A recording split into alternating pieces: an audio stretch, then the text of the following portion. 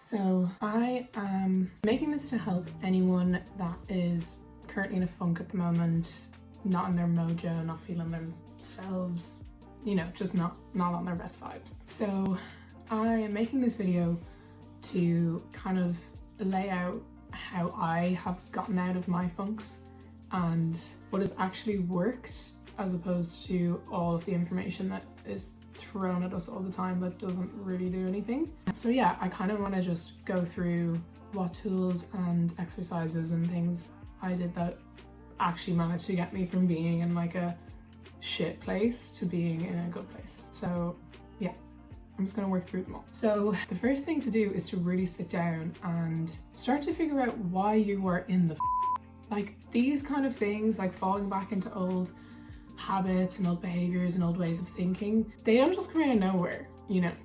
They come up because we're not doing the things we said we do. We are not in the positions that we want to be in. We're not showing up for ourselves in certain ways. We're engaging with relationships we don't want to. There's a lot of things that happen before this happens. And some of them are in your control, some of them aren't, depending on what has kind of set off this period for you. But the best thing to do for a starting point is to just block out some space where you can sit down and just write on a piece of paper, like what is going on, and list out the things that are happening for you right now that could be, you know, feeding into this space. And you can kind of start to get a bit more of a general sense of where you're actually at. So like, this is kind of the first step in terms of starting to take back your own autonomy when you're in a funk. You know, starting to just be like really clear with yourself, really honest, like no judgment, not sitting there being like, oh my God, like you're such a failure. You said you'd join that class and you never did, or you said you would, you know, interview or get job interviews and you didn't, or whatever it is. You know, start to get really honest with yourself. Start to look at the places that you are not serving yourself and write them down. What are the habits that you have? And I don't just mean habits and like, you know, like getting up and doing yoga and doing that. Like, I mean the small habits. Are you, you know, if it's, for example, for me, old habits I could fall into would be like just kind of numbing out and feeding into that by not stopping those thoughts, engaging with them, you know, like letting myself just pick up my phone all the time, or letting myself just listen to content, constantly listening to podcasts and reading and not giving myself a second to just sit. And, you know, I have to make choices when those habits start to come up again, where it's like, I can continue to keep picking up my phone, I can continue to keep being on autopilot, or I can start implementing things to help me shift gear when these kind of things are coming up, which is going to be my next point. So you want to start finding a counter behavior or a replacement for, once you've identified the habits and behaviors that are coming out in these environments or with these people or under whatever pressures or stresses you're in, whatever your coping mechanisms that are coming up. Could be overeating, could be, as we said, drinking, numbing out, working too much, not listening to yourself, hanging out with people that don't make you feel good. There's a million, billion, bajillion things we all do to stop feeling things. So you need to start having a counter behavior, and also making sure that you are creating space when these habits come up to feel the feeling that's underneath them. So for me, like when I'm in a funk, I just get very, very critical of myself, and a really harsh judgmental voice comes up, and I have to think of ways to counter that voice. So whenever I start to hear that kind of like, oh no, you're not gonna be able to do it, just give up. Just give up. You're not gonna be able to do it. You are making a fool of yourself. You know, whatever those thoughts are. I now have an automatic response that I do, where I put my hands on my heart and I just breathe and I just go, that thought does not serve me. I am enough. It's all okay. Moving on. You know, and just having some sort of thing that cuts the thought, that just cuts through that energy, that just allows you to break. Because think about a train of thought, you know, you get onto one thing, then you're onto the next bad thing, the next bad thing, the next bad thing, and suddenly your whole world is just terrible. And you need to have these little mechanisms in place that you can snap yourself out of it. So whatever those things are, create your like, it's called an if-then plan. So like, if I have this thought, then I'll do this. If I catch myself speaking this way, maybe it's gossiping. Maybe you gossip a lot when you're in a bad, or not in your vibe, you know. If you catch yourself doing it, have a sentence, you know, to be like, oh, sorry, I actually don't know why I'm speaking like that. That's actually really unimportant, has nothing to do with me or my life. And, you know, laugh at it. Like, that's another thing that's so important, is everything can get so serious in our minds. Everything's so serious, our lives are so serious, our destinies or our whatever. You have to have a sense of humor about it all. Like, for example, for me, one of my fallbacks when I'm in a bad place is to get really obsessive about my exercise and my food. And it's almost like a repetitive thought I hear in the morning when I'm waking up that's like, it's okay, like your body is changing, like just like because I'm going to the gym and stuff. And I just like heard it in the morning, I just like literally burst out laughing to myself, and it's like, what are you on about? Like, you're what? Like, what are you talking about? So whatever these thoughts are for you, to start kind of unidentifying with these negative thoughts that come up when you're in a funk, laugh at them, because there is nothing more powerful to break the seriousness and the intensity of something than just laughing at it. So that's a really good way to break a thing. If you haven't kind of figured out what you want your if-then plans to be, just decide you're going to make a joke out of the thought. Whenever you do catch it, you're going to find something funny to laugh at about it, you know. So yeah, creating strategies to replace the things and to break it is really, really important when you're in a funk, and to really use them as much as possible and say them out loud. So one major thing when you are trying to make a shift in yourself is you need to have motivation. You know, you need to have something that is drawing you out of that place. And sometimes that you would think it's enough to just be like, I'm sad, I'd like to be happy. That doesn't always work. That doesn't always actually drive you enough to pull you out and get you out of your head. So one of the most effective things that I have used when I'm in a funk is you need to find a reason that is bigger than yourself to pull yourself out. Because sometimes it's hard to do it. It's hard to show up for you sometimes. Sometimes that's when you're beating up on yourself and you're feeling shit, when you just feel like you're worthless and you're going nowhere, you can't do anything. Some part of you really struggles to be like, okay, well, you know what, you deserve a good life and you deserve to feel happy and you deserve to be present, so we're gonna do all this stuff. Because some part of you is like, I don't deserve that. And just sitting there feeling really sorry for itself. So you gotta find the thing that you care about more than feeling shitty or feeling sorry for yourself. So for instance, is it that you are going through something that's really difficult, whether that be from an external influence that you didn't have control over, or from an internal influence where you've just been really struggling to manage your mind and to, you know, kind of order everything and to be present. And whichever one it is, maybe your motivation is that you want to figure out how to get through this because you want other people's lives to be easier. For me, struggling with kind of body dysmorphia and stuff, you know, it's hard to just, when you have something so deeply in your mind, it's hard to just snap out of it. So for me, it was kind of this thing where I see everywhere around me, like how much women are so just heartbroken over how they look all the time, and constantly just analyzing and terrorizing themselves. And then it's none of their fault that they live in a world that has told them that is your value and that's the most important thing about you, and to compare yourself to everyone else, and you'll never be enough. You need to have so much money to be on par with what we see as this like beauty standard, which is literally just like modified people and filtered people and edited people. And that broke my heart.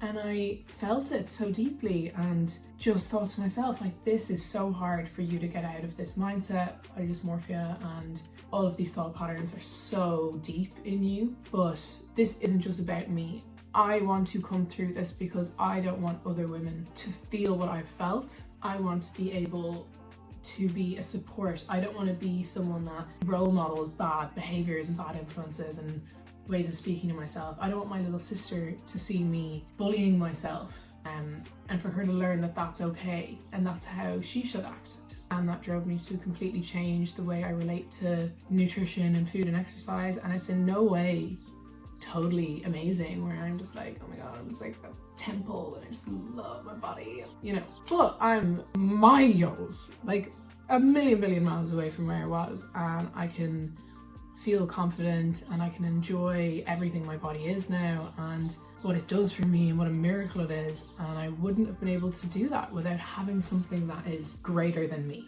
You know, we get so wrapped up in our own narratives, we forget, but that is more important, and need help and need resources. And as long as it's just us sitting there being like, oh, me, my life's so bad, my life's so bad, and not giving ourselves that perspective, we're not getting the full picture of why we grow as people, why it's important to go through hardship, why life is full of hardship and growth and that tug and that pull in us, so that you can realize what potential is in you when you overcome these things. Hugely important, and has made a massive difference in my life. But yeah, another majorly, if I say major one more time, another really useful, not even useful, life-changing tool that I use is, so I learned it in something called the Hoffman, which I did back in October, but you know, it's not a new tool, you know, it's an old tool. And what you do is you are going to sit, you're going to quiet your mind, find a space, carve out 10 to 20 minutes. Maybe you're not a meditator, maybe you are, maybe this is kind of hard for you. If it is hard for you, don't worry. It's easier because you'll be mentally engaged. You're not just sitting there swatting away thoughts, but put on some meditation music, sit and write down on one side of a sheet of paper, how would your life be if you acted in the way that you really wish that you acted, and you started taking action to do that? And really, like, let yourself fantasize, like, imagine what it's like to, you know, you just found your groove. What would that be like? And when you just sit and imagine that for as long as you want, 5 to 10 minutes with your eyes closed, and just go through each aspect of your life. And then when you're done and you have a big smile on your face and you're imagining you and your chicks or you and your friends like drinking Prosecco by the pool, or doing yoga by the beach, or walking down Fifth Avenue, or running a company, or being in space, or whatever your dream life looks like. And I want you to write down what all of these things in your life look like if you continue thinking the way you think, if you continue bullying yourself, if you continue self-sabotaging, if you continue to be too scared to do the things you want to do. What does it look like? What does it feel like to have all of these unrealized parts of yourself? And is that what you want? The main purpose of this exercise is to give you the insight into who is in the driver's seat, who is making these choices, who has control over what you do with the rest of today or tomorrow. You might not have control over what situation you're in right now in life, but only you have control over what emotions and behaviors and relationships you continue to entertain when you know that there are other things that are calling you, that you are meant to do, and ways you are meant to be. That doesn't mean it's easy. That doesn't mean that you're going to do this exercise and wake up and be like, oh my god, I'm so zen now, or I'm just really amazing with my money now. But once you've started making that conscious choice, that is what I want. That is what I want. My heart lights up when I think about that life. You make your step one. The thing that hurts the most is inaction. It is when we feel stagnant, when we feel we don't really know what we're at. Like that hurts. Like that feels awful inside. When you're either just totally lost and you're just like, don't know what I want to be when I grow up, don't know what I'm doing, or when you want to be everything when you grow up, you want to there's just so many things you want to do and you can't decide and you're just paralyzed by indecision. The thing that stops people the most from taking action is that fear, which translates into indecision and self-doubt and criticism, and then that voice in your head just starts going ham, and it's just baiting you around because it just is like, oh my god, no, they're about to do something where they're going to step out of their comfort zone, they're going to be exposed, they're going to be vulnerable, people are going to judge them. Shut it down, like rein them back in, don't let them do it. And that, unfortunately, is a protective mechanism we have in us that just hurts us so much. And it's our job to hear that protective mechanism, hear that doubt, hear that fear, hear that just terrorizing voice that's like, you can't do it, you can't do anything, da, da, da. And to go, I'm gonna do it anyway, and just feel how scary that is, you know? I'm just gonna do it anyways, fuck it, why not? The worst thing you can do is you don't take action on the things that you really want. That pain will just sit with you. And it doesn't mean it's gonna work out. It doesn't mean that you're gonna do it and then like you're gonna take up acting and be a famous actress. You're gonna start doing a podcast and then everyone's gonna listen, or it doesn't, you know, none of these things mean anything. But the fact that you're doing the thing you've wanted to do and you're trying, that already, the fulfillment in that, compared to ignoring yourself and what you really want inside. So find out what those things are. Maybe there's 20 of them, maybe there's none of them, but sit with yourself and write down on a piece of paper, who am I? What do I want? Close your eyes. Imagine you are looking into your own eyes, and imagine you are looking into a version of yourself that has all the answers. Because of course you have all the answers. Like, you have had flashes of this come into your head forever, or you know, since you were a teenager, you've had flashes of a life or of a career or of a way of being that comes into your head every now and again, and you daydream about it and you're like, oh la la la. No, like, listen to that.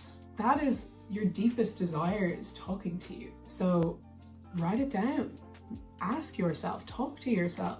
What am I meant to be doing right now? Write it down and make a step one. Don't write a list of 20 things you're meant to be doing and a list of 20 ways to do them. One thing, one action, and just track that action. You know, what can you do this week? What can you do today? What can you do tomorrow? What can you do in a month? And just follow through in the best way you can.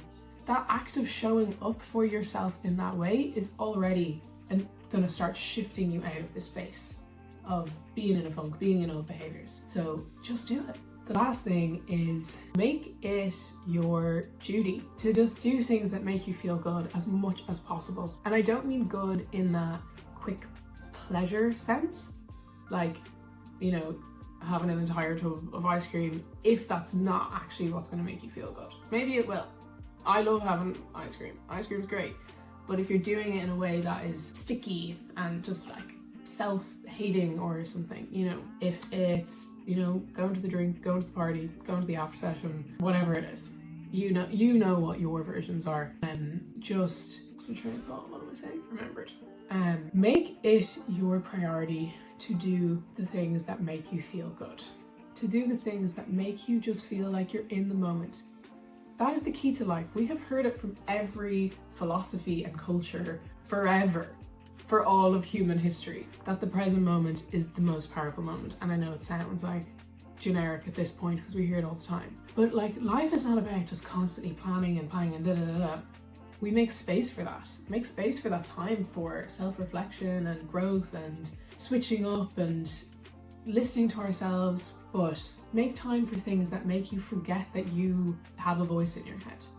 What is it? Is it buying someone's favorite treat on your way home? Do those things that just always will make you feel good, and you know they will, and just do them as much as possible. Like, as much as possible, try to get out of that thinking intense brain of just, and get into the moment, get into that joy.